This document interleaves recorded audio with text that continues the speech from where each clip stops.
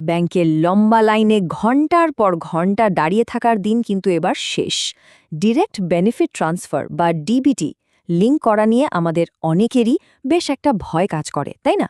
মনে হয় যেন কতই না বড় আর জটিল একটা কাজ। কিন্তু আজকের এই এক্সপ্লেনারে আমরা দেখব বিষয়টা আসলে কতটা জলের মতো সোজা। মাত্র কয়েকটা মিনিটে নিজের হাতের মোবাইল ফোনটা দিয়েই এই ডিবিটি লিঙ্ক করার পুরো প্রসেসটা আজ আমরা ধাপে ধাপে জেনে নেব। তো চলুন শুরু করা যাক। পুরো কাজটাকে আমরা খুব সহজ 4টে ধাপে ভাগ করে নিয়েছি। প্রথমে এনপিসিআই পোর্টাল, তারপর সঠিক সিডিং টাইপ বেছে নেওয়া, 3 নম্বরে ভেরিফিকেশন ও ওটিপি, এবং সব শেষে কিছু খুব জরুরি তথ্য আর সাধারণ সমস্যার সমাধান। ব্যাস, এই রোডম্যাপটা ফলো করলেই কাজ শেষ।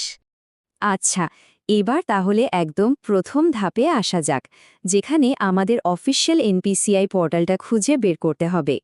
কাজটা কিন্তু শুরু হচ্ছে খুব সিম্পল একটা স্টেপ দিয়ে। প্রথমেই মোবাইলের ব্রাউজারে গিয়ে গুগলে এনপিসিআই লিখে জাস্ট একটা সার্চ করুন। ওয়েবসাইটটা খুললেই দেখবেন বাঁদিকের একদম ওপরে 3টে দাগ আছে, মানে মেনু আইকন আর কি। ওটাই ক্লিক করলেই একটা লিস্ট বেরিয়ে আসবে। সেখান থেকে কাস্টমার অপশনটা বেছে নিয়ে আমাদের সামনের দিকে এগোতে হবে। কাস্টমারে ঢোকার পর ভারত আধার সিডিং এনেবলার, যাকে আমরা সংক্ষেপে বেজ বলি, সেই অপশনটায় ক্লিক করতে হবে। এরপর সোজা চলে যান আধার সিডিং বা ডি সিডিং অপশনে। আসল কাজটা কিন্তু শুরু হচ্ছে এখানেই। নির্দিষ্ট জায়গাটায় নিজের আধার নম্বরটা বসিয়ে সিডিং অপশনটা সিলেক্ট করুন। এরপর সিলেক্ট ব্যাংকে গিয়ে যে ব্যাংকটার সাথে আপনি ডিবিটি লিঙ্ক করতে চাইছেন সেই ব্যাংকের নামটা খুব সাবধানে বেছে নিন। তো প্রাথমিক কাজগুলো তো হয়ে গেল। এবার আমরা চলে এসেছি দ্বিতীয় ধাপে, সঠিক সিডিং টাইপ নির্বাচন করা। এই জায়গাটা কিন্তু ভীষণ ক্রুশিয়াল। এখানে একদমই ভুল করা চলবে না। স্ক্রিনে আপনারা দেখতে পাচ্ছেন এখানে মূলত 3টে আলাদা অপশন বা সিডিং টাইপ দেওয়া আছে: fresh seeding, movement same bank with another account, আর movement from one bank to আদার।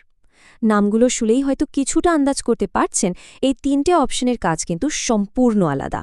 এখানে সবচেয়ে ইম্পর্ট্যান্ট ব্যাপারটা হলো ফ্রেশ সিডিং কখন কাজে লাগাতে হবে সেটা বোঝা। ধরুন এর আগে কখনোই কোনো ব্যাংকের সাথে আপনার ডিবিটি লিঙ্ক করা ছিল না, অর্থাৎ কাজটা আপনি একেবারে ফার্স্ট টাইম করছেন। ঠিক তখনই, শুধুমাত্র তখনই এই ফ্রেশ সিডিং অপশনটা বেছে নিতে হবে। এটা একেবারে নতুন ইউজারদের জন্য।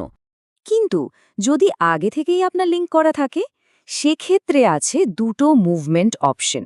যদি এমন হয় যে ব্যাংক একই থাকছে, শুধু ওই একই ব্যাংকের অন্য একটা অ্যাকাউন্টে ডিবিটি লিঙ্কটা সরাতে চাইছেন, তাহলে movement same bank with another account select করুন।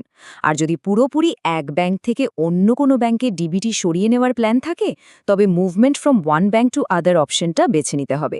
একদম ক্লিয়ার, তাই না? অপশন তো বেছে নেওয়া হলো। এবার আমরা যাব তৃতীয় ধাপে, ভেরিফিকেশন এবং ওটিপি কনফার্মেশন।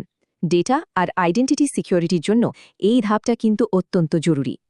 এই অংশে এসে আমাদের একটু এক্সট্রা সাবধান হতে হবে। প্রথমেই নিজের ব্যাংক অ্যাকাউন্ট নম্বরটা 2বার খুব নিখুঁতভাবে টাইপ করুন। এরপর নিচের ওই ফাঁকা বক্সটায় একটা টিক চিহ্ন দেন। তারপর স্ক্রিনে যে ক্যাপচা কোডটা দেখাচ্ছে সেটা নির্দিষ্ট বক্সে বসিয়ে সোজা সাবমিট বাটনে ক্লিক করুন। ব্যাস, এরপর পেজটা একটু নিচে স্ক্রোল করে অ্যাগ্রি অ্যান্ড কন্টিনিউ অপশনটায় ক্লিক করে এগিয়ে যান। এবার আসছি সিকিউরিটির কথায়। আধারের সাথে লিঙ্ক করা মোবাইল নম্বরটায় একটা ওটিপি আসবে। সেই ওটিপিটা দিয়ে কনফার্ম করলে আপনার ব্যাংকের নামটা স্ক্রিনে ভেসে উঠবে। এই ধাপে ব্যাংকের নামটা আরেকবার ভালো করে মিলিয়ে দেখাটা কিন্তু মাস্ট। সবকিছু ঠিকঠাক থাকলে নিচের কনফার্ম বাটনে ক্লিক করে দিন। এরপর সিস্টেম কিছুক্ষণ প্রসেসিং করবে, তাই এই সময়টুকু একটু ধৈর্য ধরে অপেক্ষা করতে হবে আমাদের। দেখতে দেখতে আমরা আজকের এই আলোচনার একদম শেষ পর্যায়ে চলে এসেছি। এবার আমাদের জানা দরকার এই প্রসেসিংয়ের শেষে ঠিক কী হতে পারে আর কিছু খুব জরুরি নিয়মকানুন সম্পর্কে। এখানে একটা খুব ইন্টারেস্টিং ব্যাপার আছে।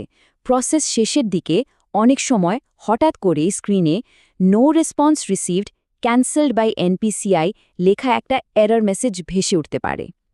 এতক্ষণ ধরে এত সাবধানে কাজ করার পর হঠাৎ এমন একটা মেসেজ দেখলে যে কেউই একটু ঘাবড়ে যেতে পারেন, তাই না? কিন্তু সত্যি বলছি, এখানে একদমই প্যানিক করার কিছু নেই।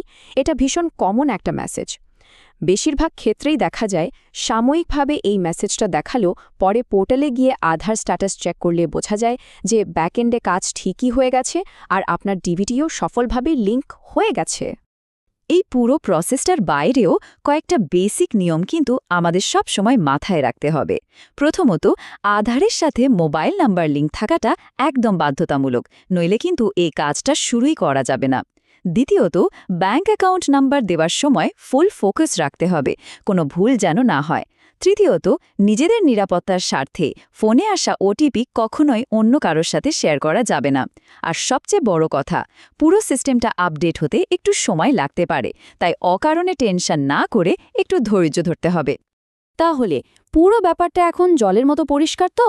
ব্যাংকের ওই বিরক্তিকর লম্বা লাইনের ঝামেলা এড়িয়ে শুধু নিজের স্মার্টফোনটা দিয়েই আজই কি এই অত্যন্ত দরকারি ডিবিটি লিঙ্কিংয়ের কাজটা সেরে ফেলা যায় না? টেকনোলজি যখন সবকিছু এত হাতের মুঠোয় এনে দিচ্ছে, তখন আর অকারণে সময় নষ্ট করা কেন? ভেবে দেখবেন কিন্তু। আজকের এই এক্সপ্লেনারটি দেখার জন্য অসংখ্য ধন্যবাদ।